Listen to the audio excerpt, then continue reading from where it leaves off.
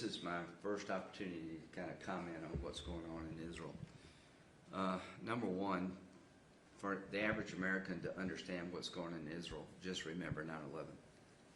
Remember how you felt, if you're old enough to remember what happened to our country that day.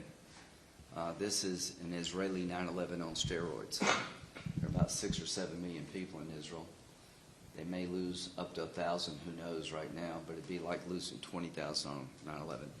It's one of the most vicious, barbaric attacks of the 21st century or any other century. The Hamas attackers are animals, but the real culprit here is Iran. Without aid from Iran, there would be no Hamas capability to attack Israel. The Iranian Ayatollah applauded this attack. He is funding Hamas and Hezbollah, which is a Shiite terrorist group in the north based in Lebanon. So I hope the administration will send a signal clear to Iran that if there's further escalation, further attacks on Israel by different groups like Hezbollah, that we will be looking to Iran. I think it is long past time for the United States to put Iran on notice that you have killed and destroyed enough that you're going to pay a price, and they're an oil-based economy. So I talked to the Israelis today. Clearly Iran's behind this. I think it's now time for us to consider with our friends in Israel to hit Iran's oil economy. If there's an escalation of this war, I am urging the Biden administration and the Israelis to jointly come up with a plan to destroy Iran's oil infrastructure. Without oil, they have no money. Without money, the terrorism loses its biggest benefactor. Everybody talks about Iran being responsible. Talk is cheap.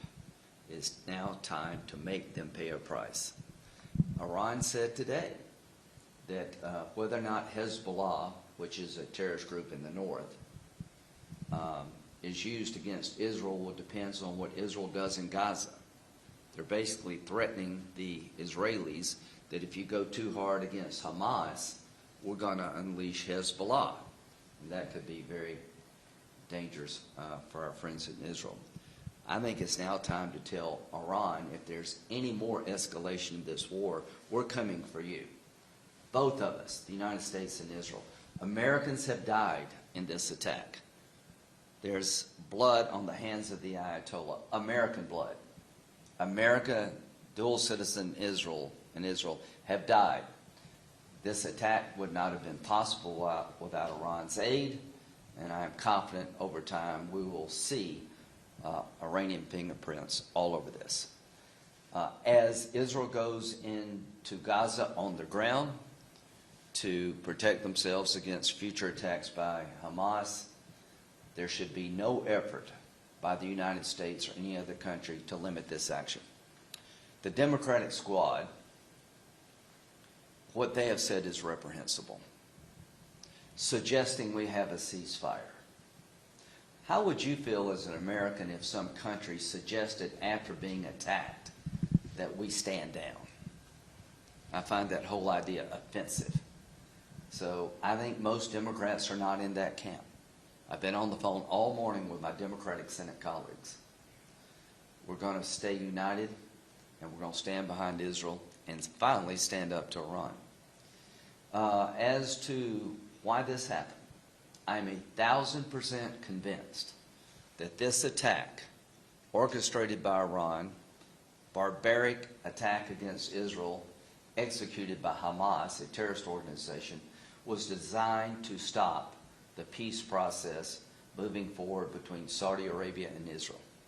Iran's worst nightmare is for Israel and Saudi Arabia to recognize each other and have a normal relationship.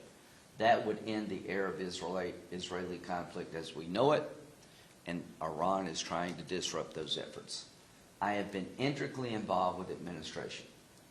I have been to Saudi Arabia, I've been to Israel, talking to MBS, the Crown Prince of Saudi Arabia, and the Prime Minister of Israel, Bibi Netanyahu, about their desire for this to happen. they want this to happen. I was on the phone this morning with the Saudis and the Israelis. They told me, please send a strong signal that the efforts to normalize relationships between the United States, Saudi Arabia, and Israel are ongoing. They will not be deterred by Iran. The biggest win Iran could hope for in this barbaric attack is to stop the efforts to normalize relationships between Israel and Saudi Arabia and the United States. So I stand here today firmly committed to helping the Biden administration in a bipartisan fashion to make sure that we can secure the agreements between Saudi Arabia and the United States that would eventually lead to recognition of Israel by Saudi Arabia, effectively ending the Arab-Israeli conflict, isolating Iran even more. My heart is broken. I've been to Israel many times. The brutality of this operation needs to tell you everything you need to know about the people who carried out the attack. They're bloodthirsty animals. The agent behind this is Iran. They're religious Nazis. The Iranians openly call death to Israel, death to America. They're religious Nazis. They want to purify Islam in their own image, which is a threat to Sunni Islam, Saudi Arabia. They want to destroy the one and only Jewish state and eventually come after us. This is a religious theocracy in Iran. They don't want a master race like the Nazis. They are trying to achieve a master religion. And if you don't believe me, you should listen to them. I will work with Democrats and Republicans to provide supplemental aid to Israel, to replenish their weapon stock, to help them with medical supplies, and to get them ready, if necessary, to go after Iran if this war escalates. I believe there will be a tremendous amount of bipartisan support.